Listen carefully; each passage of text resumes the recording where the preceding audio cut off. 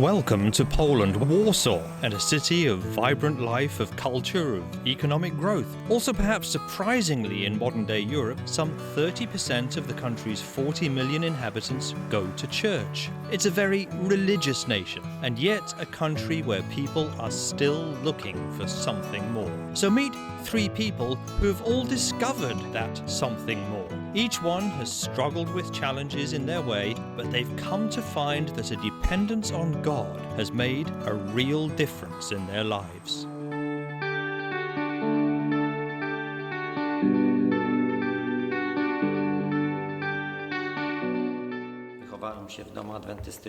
I grew up in an Adventist family. My mother was an Adventist. I always knew about the Sabbath, about the Ten Commandments, and I knew that whatever I did in my life, I would never cross the Sabbath. But football was the passion I enjoyed the most, and I spent most of my time playing. Dariusz was not only passionate about football, but also very talented, something that was soon recognised by scouts, and at 19 years old, he was asked to join a team. I was very excited because it was a great opportunity for me, but this was the first time the issue of the Sabbath came up. So before joining, I said to them that I would not play on Sabbath, and they said it was not important. We will do it for you. We will arrange that. At a certain point of my life, God was not in my plans because I had more important things on my mind. I wanted to have my wish come true, to become an actress. After studying, Anna managed to become an actress, working within film, television and theatre. She was successful, had achieved her dream, but she still didn't feel fulfilled. Somehow deep inside, I always felt that not everything was okay. I felt that the things I was doing were not the things I wanted to do. When I look back now, I can clearly see that God was trying to call me, but I couldn't, or really wouldn't, respond to that call. But with time, God was good, and I came across people who were willing to talk to me, to share their idea of God with me. They taught me how to read the Bible, and I began to see things in the Bible, and that really changed my life. My friends that I know are now in prison, and back then I was not a good guy. Daniel also wasn't part of the church. He grew up in a household which he describes as always having alcohol and fighting. He was not on a good path.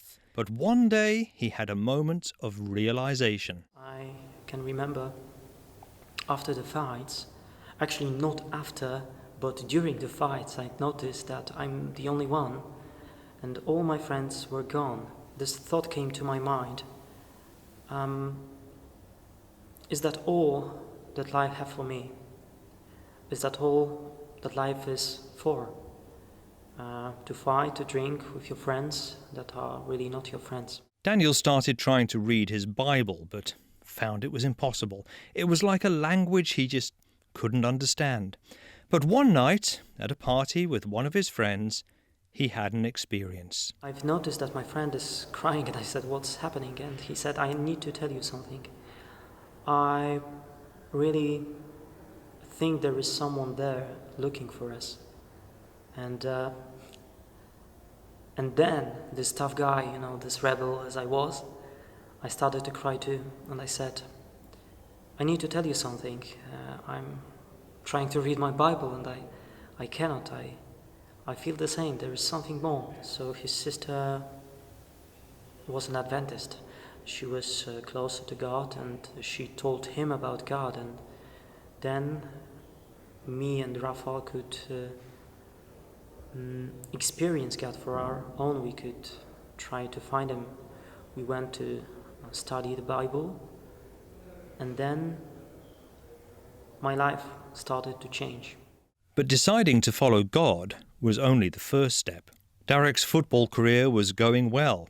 He was a striker and shot many goals, becoming recognised as a star player on his team. And despite increased pressure, he was still not playing on Sabbath. But the real challenge came one day when observers from a national team came and picked him to do some tests. Of 9 players invited to the tryouts, in the end, only he and one other were offered contracts. Postawiono przede mną kontrakt Straight after the tests, the contract was prepared, and they put me at the table with this paper, and they were offering me 80,000 zlotys per month to play. And I was just about to sign. I took the pen, and I looked at the contract, and I didn't sign. I decided not to because I couldn't know what would happen to me. I could sign the contract and then all the matches could be on Sabbath. And there are more important things in life than money or a career as a footballer. Later, another team approached me and asked if I wanted to join them. This was just in the local leagues, so it meant they could say to me that all the matches would be on Sundays. So God helped me to play football on a good team, earning a good amount, and I could be there and be a witness for God. Anna also struggled with keeping the Sabbath in her line of work. She had to say no to a lot of jobs. I must admit that there were times when I argued with God. I couldn't agree with the things that were happening to me at that time. I took them really hard. I was in a situation where I really didn't know what to do. I literally didn't have anything to pay for my food, for my life, and I was desperate. God caused amazing situations to happen. Someone came with an offer just at the right time, and I was able to survive.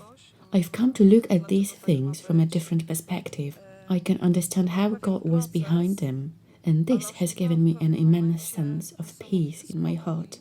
After having Bible studies, Daniel set a date for his baptism, but he found that even then it was not a smooth path. Just a few weeks before my baptism date, we went with my friends at the seaside.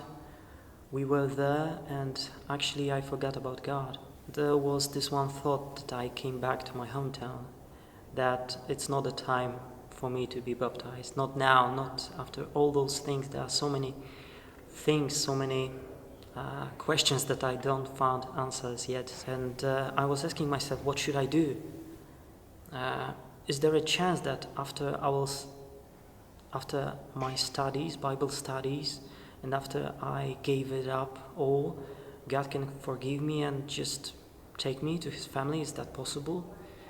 And actually, I was baptized at that date, and I know one thing, that if I would not be baptized then, I will not be baptized. They all come from different areas of life, have had such different life experiences, but the one thing they all share is a love for God, and that they don't regret the missed opportunities or difficult times that they went through. They can see how God could use their unique position to testify to others. In 1998, a Polish sports journalist approached me to ask about my story, which was published in one of the biggest, if not the biggest, newspaper in Poland. And this article was the starting point for other media outlets coming to me and asking me about why I didn't do what so many others would do in my position. So I think God's plan was not to give me this contract so I could be successful, but to give me those interviews a few years later so other people could know about God. Faith is now the most important thing in my life. It is something that keeps me whole. Thanks to the fact that I am someone who is recognizable in society, people know who I am. I have the opportunity to share my faith, to talk about Jesus Christ with people wherever I am, being interviewed or talking to people who could not be reached, I presume, otherwise. I always emphasize the fact that it is faith that keeps me whole. As I said before, I was a rebel and I wasn't a good guy, but all the friends that I lived with see the change that happened to that ugly man.